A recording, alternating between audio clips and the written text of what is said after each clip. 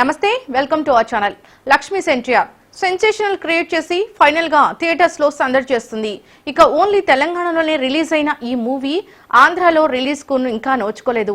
మరి ఈ సినిమాలో అసలు ఏముంది, కథ ఎక్కడి నుంచి స్టార్ట్ అవుతుంది, ఎక్కడ ఎండ్ అవుతుంది, ఎందుకు లక్ష్మీ ఎన్టీఆర్ సెన్సేషన్ క్రియేట్ చేసింది, ఇక దీనిపై విశ్లేషణ తెలుసుకుందాం. ఈ రోజు మనతో ఉన్నారు సీనియర్ ఫిల్మ్ జర్నలిస్ట్ ఇక క్రిటిక్ అప్పాజీ గారు. ఇక ఈ సినిమా గురించి విశ్లేషణతో పాటు రివ్యూ తెలుసుకుందాం. నమస్తే అప్పాజీ గారు. నమస్తే. Welcome to our channel sir. Thank you sir. నిజంగానే ఎన్నో వివాదాల తర్వాత చాలా సెన్సేషన్ క్రియేట్ చేసింది రిలీజ్కి ముందు. అంటే ఇప్పుడు తెలంగాణలో మాత్రమే రిలీజ్ అయింది, ఆంధ్రాలో రిలీజ్ కాలేదు. సో ఎందుకు రిలీజ్ కాలేదు ఆంధ్రాలో, అసలు ఈ కథ ఏంటి సార్? అంటే ఈ కథ అనేది లక్ష్మీపార్వతి ఎన్టీఆర్ జీవితంలో ప్రవేశించడం మొదలుకొని ఎన్టీఆర్ చనిపోయేంత వరకు ఉండే కథ అన్నమాట. లక్ష్మీపార్వతి ఆయన జీవితంలోకి ప్రవేశించిన తర్వాత ఆయన జీవితం ఎటువంటి మార్పులు అవి చోటు చేసుకున్నాయి, ఆయన చనిపోవడం వరకు తీశారు. ఇందులో చంద్రబాబు నాయుడిని విలన్గా చూపించడం వల్ల అక్కడ శాంతి భద్రతల సమస్య ఏదైనా తలెత్తే అవకాశం ఉందని చెప్పి అక్కడ విడుదలకి ఇది చేశారు. ఇక్కడ తెలంగాణలో అటువంటి శాంతి భద్రతల పరిస్థితి ఉండదని చెప్పడం వల్ల ఇక్కడ రిలీజ్ అయిందన్నమాట. సో కథ ఎక్కడి నుంచి స్టార్ట్ అవుతుంది సార్ దీనిలో? అదే లక్ష్మీపార్వతి అనే ఆమె ఎన్టీఆర్ జీవితంలో ప్రవేశించి, నేను మీ జీవిత చరిత్ర రాయాలనుకుంటున్నానండి, నేను మీ అభిమానిని, మీ వ్యక్తిత్వం అన్నా, మీ సినిమాలన్నా, మీ నటన అన్నా నాకు చాలా ఇష్టం, మీ జీవిత చరిత్ర రాయాలన్నది నా కోరిక. సో అని చెప్పి ఆ రూపంలో ఎన్టీఆర్ దగ్గరికి ఆమె వచ్చి ఆయన జీవితంలోకి ఎలా ప్రవేశించింది, అందువల్ల ఆయన జీవితంలో ఎటువంటి పరిణామాలు చోటు చేసుకున్నాయి, ఆయన కుటుంబ సభ్యులు ఆయనకి ఎలా ఎందుకు దూరం అయ్యారు, ఎందుకు వ్యతిరేకించారు, ఇటువంటివన్నీ ఉంటుంది అనమాట. చివరికి ఆయన చనిపోవడంతో ఈ సినిమా ఎండ్ అవుతుంది. సో లక్ష్మీ పార్వతి ఎంట్రీ నుంచి ఆయన అంతే. ఇది లక్ష్మీ పార్వతి బయోపిక్ లాగా ఉంటుంది అనమాట. లక్ష్మీ పార్వతి ఎన్టీఆర్ అనే టైటిల్ చెప్పినట్టు. సో లక్ష్మీ పార్వతి లక్ష్మీ ఎన్టీఆర్లో చంద్రబాబు నాయుడిని విలన్గా చూపించారు అంటారు.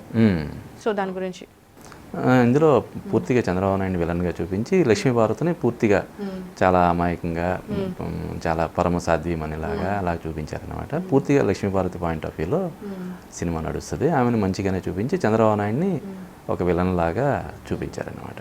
లక్ష్మీపార్వతిని అడ్డం పెట్టుకుని ఆయన చంద్రబాబు నాయుడు అధికారంలోకి వచ్చిన చూపిస్తారని. వైస్రాయ్ హోటల్ ఘటనను ఎలా తెరకెక్కించారు సార్? అదే అప్పట్లో ఏవైతే పేపర్లో అది వచ్చినాయో దాన్ని ఇన్స్పిరేషన్గా తీసుకొని వైస్రాయ్ ఘటన అది ఇచ్చారు. అది సినిమాల్లో ఆకట్టుకునే అంశాల్లో అదొకటే అనమాట. రాజకీయ కోణం ఎలా ఉంది సార్ దీనిలో? అది వన్ సైడ్ ఉంటుంది. పూర్తిగా లక్ష్మీపార్వతి అనే ఆమె చాలా అమాయకురాలు. ఆమెకి ఒక చాలా మంచి మనసుతోటి రామారావు జీవిత చరిత్ర రాయడానికి వచ్చి తప్పనిసరి పరిస్థితుల్లో ఆయన్ని పెళ్లి చేసుకొని ఆమె ప్రమేయం లేకుండానే ఆమె వల్ల ఇబ్బందులు వచ్చినట్టు ఎన్టీ రామారావుకి అలాగే చూపించిన సినిమా అన్నమాట ఇది. అంటే లక్ష్మీ పార్వతి ఇంపాక్ట్ రాజకీయాల మీద పడింది, అలాంటిది ఏం చూపించలేదు దాంట్లో? అదే లక్ష్మీపార్వతి వల్లే కుటుంబ సభ్యులందరూ దూరం అయ్యారు.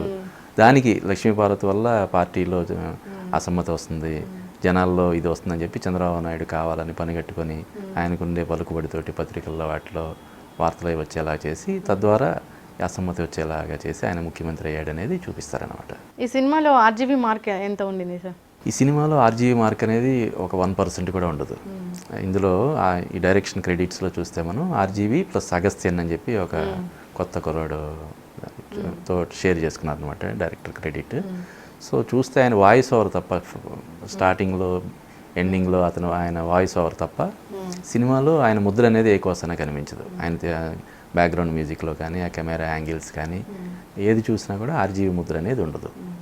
సార్ చాలా సినిమాలు అంటే బయోపిక్స్ కానీ ఏదైనా సినిమాలు తీసిన కాంట్రవర్షియల్ ఇలాంటి సినిమాలు తీసినప్పుడు నేమ్స్ అయితే యాజ్టీస్గా ఇవ్వరు, కానీ ఈ సినిమాలో నేమ్స్ యాజ్టీస్గా ఇచ్చారా? ట్రైలర్స్లో అవి మనకు యాజ్టీస్గా ఇప్పుడు లోకేష్ మీద ఒట్టేసి చెప్తున్నా అనేటువంటి యాజ్టీస్గా పెట్టారు. కానీ సినిమాలో లోకేష్ బదులు ఆకాష్ అని, మన తెలుగుదేశం బదులు మన దేశం అని ఇలాగ మార్పులు చేర్పులు చేశారు. కానీ క్లియర్గా తెలిసిపోతుంటుంది బాలకృష్ణ క్యారెక్టర్ బాలకృష్ణ, హరికృష్ణ క్యారెక్టర్ హరికృష్ణ, చంద్రబాబు నాయుడు ఇలాగా దాదాపుగా అందరికీ తెలిసిపోతుంది అనమాట. నాదెండ్ల భాస్కర్ ఎపిసోడ్ ఉందా సార్? నాదెండ్ల భాస్కర్ ఎపిసోడ్ ఏం లేదు. ఓన్లీ లక్ష్మీ పార్వతి ఎన్టీఆర్ గారి గురించి ఇక రాజకీయ కోణం.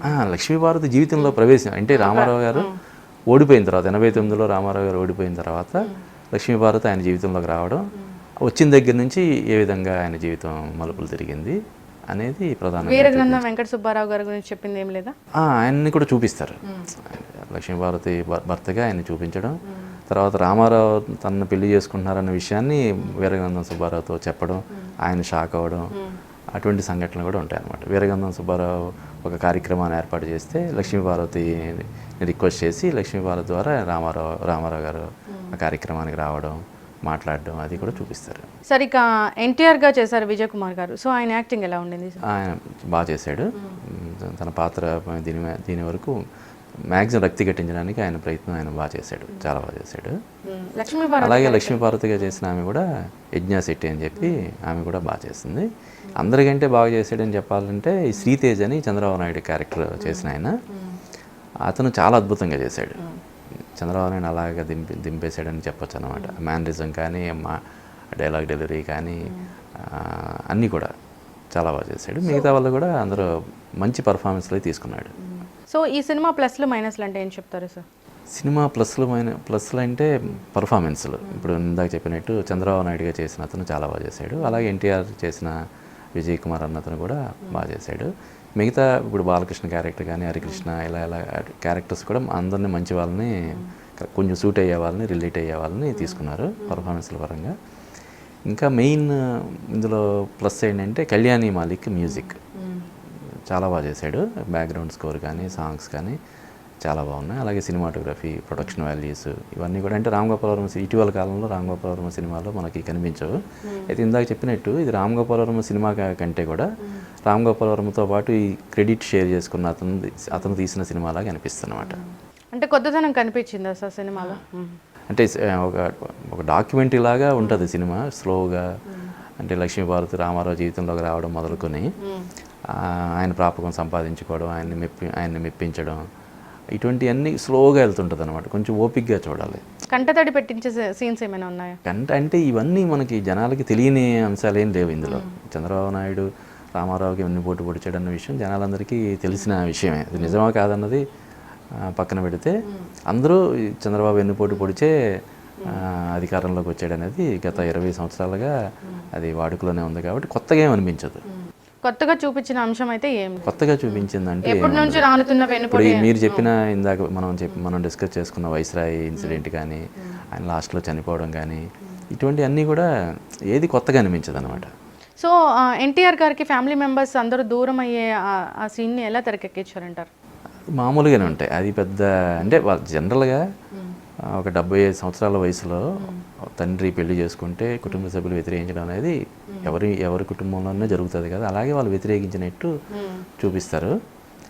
ఆయన కూడా దాన్ని నేను ఎందుకు పెళ్లి చేసుకోవాలనుకుంటున్నాను అనేది ఆయన కొంచెం వివరించినట్టుగా ఉంటుంది. సో వాళ్ళ దృష్టిలో లక్ష్మీపార్వతి గారి విలన్, కానీ వీళ్ళ ఎన్టీఆర్ గారి దృష్టిలో పాజిటివ్ క్యారెక్టర్ అలా చూపించారు. అయితే ఇందాక ఇప్పుడు మనం మైనస్ల గురించి చెప్పుకోవాలంటే ఈ సినిమాలో ఇప్పుడు ఎన్టీఆర్ క్యారెక్టర్ ఎన్టీఆర్ని ఇమిటేట్ చేస్తుంది, చంద్రబాబు నాయుడు క్యారెక్టర్ చంద్రబాబు నాయుడుని ఇమిటేట్ చేస్తుంది.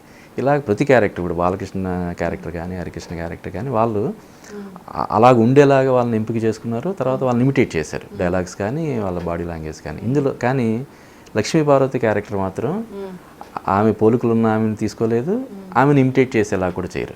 అలాగే ఆ మ్యానరిజం కానీ ఆ మాట్లాడే విధానం కానీ అవేమీ లేకుండా మామూలుగా ఒక క్యారెక్టర్ లాగా చేశారనమాట. అది ఒక మెయిన్ డ్రాబ్యాక్.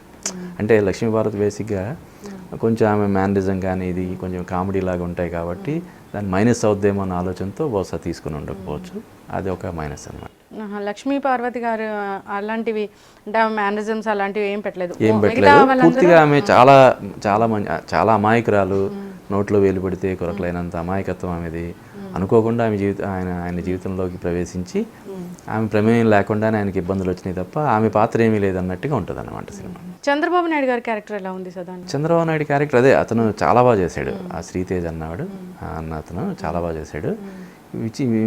విచిత్రం ఏంటంటే ఈయన ఎన్టీఆర్ కథానాయకుల్లో మహానాయకుల్లో కూడా యాక్ట్ చేశాడు. అందులోనేమో రాజశేఖర రెడ్డి క్యారెక్టర్ చేశాడు ఈ శ్రీతేజ్ అన్న అతను. ఇందులో చంద్రబాబు నాయుడు క్యారెక్టర్ చేశాడు. చాలా బాగా చేశాడు. అతనికి మంచి భవిష్యత్తు ఉంటుందని నా ఒపీనియన్. ఫైనల్గా ఈ సినిమా గురించి ప్రేక్షకులకి ఏం చెప్తారు సార్? అంటే ఇది పూర్తిగా వన్ సైడ్. ఇప్పుడు లక్ష్మీపార్వతి గురించి తెలిసిన వాళ్ళందరికీ కూడా ఎంతో కొంత నెగిటివ్ అనేది కొంచెం ఉంటుంది. ఇందులో ఈ సినిమాలో ఆమెని 1% కూడా నెగిటివ్గా చూపించకుండా పూర్తిగా పాజిటివ్గా చూపించడం అనేది ఈ సినిమాకి ఒక మైనస్గా చెప్పొచ్చు అనమాట. సార్ ఇక ఈ సినిమాలో కొన్ని సెన్సేషనల్ సాంగ్స్ ఉన్నాయి, వెన్నుపోటు అలాంటివి. సో ఆ సాంగ్స్ గురించి చెప్పండి. అదే సాంగ్స్ అవి బాగానే ఉంటాయి, పిక్చరైజేషన్ అది కూడా బాగానే ఉంటుంది. అయితే ఏంటంటే పూర్తిగా ఇది చంద్రబాబు నాయుడిని ద్వేషించే వాళ్ళకి మాత్రమే నచ్చే సినిమా అన్నమాట. రైటర్స్ కూడా చాలా యంగ్స్టర్స్గా ఉన్నారు కదా సార్ ఈ లిరిక్ రైటర్స్. యంగ్స్టర్ ఏం కదా, ఆయన దాదాపు 10-15 ఇయర్స్ నుంచి ఇండస్ట్రీలో ఉన్నాడు, చాలా సినిమాలు రాశాడు. రామ్ గోపాల్ వర్మకి ఆయన అత్యంత సన్నిహితుల్లో ఒకటన్నమాట. వర్మ సినిమాలు చాలా సినిమాలు రాశాడు ఆయన, శాస్త్రి. ఈ సినిమా కూడా చాలా బాగున్నాయి, సాంగ్స్ కూడా బాగున్నాయి, బయట వినడానికి బాగున్నాయి, లోపల పిక్చరైజేషన్ అది కూడా బాగుంటుంది అనమాట. అంటే మనం ట్రైలర్లో వింటాం కదా వెన్నుపోటు వెన్నుపోటు అని, ఆ సాంగ్ ఫుల్గా ఉందా సార్ దాంట్లో? డైలాగ్స్ ఎన్టీఆర్ కంటతాటి పెట్టేటప్పుడు లేదంటే లక్ష్మీ పార్వతిని నెట్టేసేటప్పుడు అంటే డ్రామాటిక్గా, అంటే ఇవి ఇప్పుడు ఉదాహరణ ఎన్టీఆర్ అనే క్యారెక్టర్ ఎన్టీఆర్ లాగా మాట్లాడుతూ ఉంటుంది. ఇప్పుడు బాలకృష్ణ క్యారెక్టర్ బాలకృష్ణలాగా మాట్లాడడానికి ట్రై చేస్తుంది. అలాగే చంద్రబాబు నాయుడు క్యారెక్టర్ చంద్రబాబు నాయుడు లాగా మాట్లాడుతుంది. అందులాగా కొంచెం స్పూఫ్ లాగా, కామెడీ స్పూఫ్ లాగా కూడా అనిపిస్తుంది అనమాట. సహజత్వంగా కంటే కూడా కొంచెం ఎక్కువ డ్రమటైజ్ చేసినట్టు, నాటకీయంగా, కృత్రిమంగా అనిపిస్తుంది అనమాట. ఇప్పుడు లక్ష్మీపార్వతి విషయానికి వస్తే అసలు ఎక్కడ లక్ష్మీపార్వతి పోలికలు కానీ లక్ష్మీపార్వతి ఇది కానీ ఏమి ఉండదు అనమాట. అది మినహాయించి, లక్ష్మీపార్వతి పాత్ర మినహాయించి మిగతా వాళ్ళందరూ కూడా ఇమిటేట్ చేస్తుంటారు. బాలకృష్ణ క్యారెక్టర్ బాలకృష్ణ ఇమిటేట్ చేస్తుంటుంది, హరికృష్ణ క్యారెక్టర్ హరికృష్ణ ఇమిటేట్ చేస్తుంటుంది, చంద్రబాబు నాయుడు ఇంక డిటో. అంటే బాలకృష్ణ కూడా నెగిటివ్గానే చూపించారు సార్ అందరూ. అంటే ఆ పర్టికులర్ అంశంలో అందరూ వ్యతిరేకించడం. లక్ష్మీపార్వతిని రామారావు పెళ్లి చేసుకోవడం, రామారావుకి సన్నిహితంగా ఎన్టీఆర్కి సన్నిహితంగా ఉండడం అనేది వీళ్ళందరూ కుటుంబ సభ్యులందరూ వ్యతిరేకించినట్టుగానే ఉంటుంది. అందులో హైలైట్ అయ్యేది బాలకృష్ణ, హరికృష్ణ అన్నమాట. సార్ డైలాగ్స్ కూడా భారీ భారీ డైలాగ్స్, అంటే వెళ్ళిపోవే మా ఇంట్లోంచి అలాంటి డైలాగ్స్ ఉన్నాయి కదా, అవి అంటే అవి బీపేసారా అలాగే ఉంచేసారా? చాలా వరకు సెన్సార్ మ్యూట్ చేసినవి ఉన్నాయి, మ్యూట్ చేసినవి కూడా కొన్ని మ్యూట్ చేయకుండా వినిపించినట్టు కూడా అనిపిస్తుంది అనమాట మనకి. అంటే కథానాయకుడు మహానాయకుడు సినిమాలకి లక్ష్మీ ఎన్టీఆర్ సినిమాకి మనం తేడా ఏం చూడొచ్చు సార్? అంటే రెండు వన్ సైడ్, అవి వన్ సైడ్గా ఉంటాయి. పూర్తిగా ఎన్టీఆర్ని పాజిటివ్గా చూపించిన సినిమా అదే. ఇది పూర్తిగా నెగిటివ్గా, అంటే ఎలాగా ఒక చంద్రబాబు నాయుడు నెగిటివ్గా చూపించినట్టు. ఇందులో రామారావుని పాజిటివ్గా చూపిస్తారు, చంద్రబాబు నాయుడిని నెగిటివ్గా చూపించి చంద్రబాబు నాయుడు వల్లే ఆయన చివరికి చనిపోవాల్సి వచ్చిందనేది, అంటే మనోవ్యతతోటి మానసిక వేదనకు గురయ్యి ఇటువంటివి నేను చేసిన తప్పుల్లో, నా జీవితంలో నేను చేసిన తప్పుల్లో చంద్రబాబు నాయుడిని చేరదీయడం, ఆయన్ని మళ్ళీ క్షమించడం అన్నట్టు చూపిస్తారనమాట. ఈ సినిమా జనాదరణ కలిగిన సినిమా అయినా సార్? అంటే అకాడమిక్, అంటే ఇంట్రెస్ట్ తోటి రామారావు జీవితంలో అప్పట్లో ఏం జరిగింది అనేది అందరికీ తెలిసిన ఇదే, ఆయన జీవితం తెలిసిన పుస్తకం కాబట్టి అందరికీ తెలిసిందే. మళ్ళీ ఒకసారి సరదాగా చూడాలనుకునే వాళ్ళకి చూడొచ్చు. సీరియస్ ఫిల్మ్ లవర్స్, ఏదైనా ఎంటర్టైన్ అవ్వాలనుకునే ఆడియన్స్ మాత్రం ఈ సినిమా జోలికి వెళ్ళకపోవడం మంచిదన్నమాట. యాజ్ ఏ ఫిల్మ్ క్రిటిక్గా, యాజ్ ఏ సీనియర్ జర్నలిస్ట్గా మీరు దీనికి ఎంత రేటింగ్ ఇస్తారు? అంటే పర్లేదు, 2.5, 2 అలా ఇవ్వచ్చు. Thank you so much sir, చక్కటి విశ్లేషణ అందించారు, ధన్యవాదాలు సార్. థ్యాంక్ యూ అండి. సో చూసారు కదా, ఇది లక్ష్మీ ఎన్టీఆర్ పై రివ్యూ. ఇక మరో టాపిక్తో మళ్ళీ కలుద్దాం. ఇక ఈ వీడియో కనుక మీకు నచ్చినట్లయితే లైక్ చేయండి, షేర్ చేయండి. మరిన్ని ఇంట్రెస్టింగ్ అప్డేట్స్ కోసం మా ఛానల్ని తప్పక సబ్స్క్రైబ్ చేసుకోండి.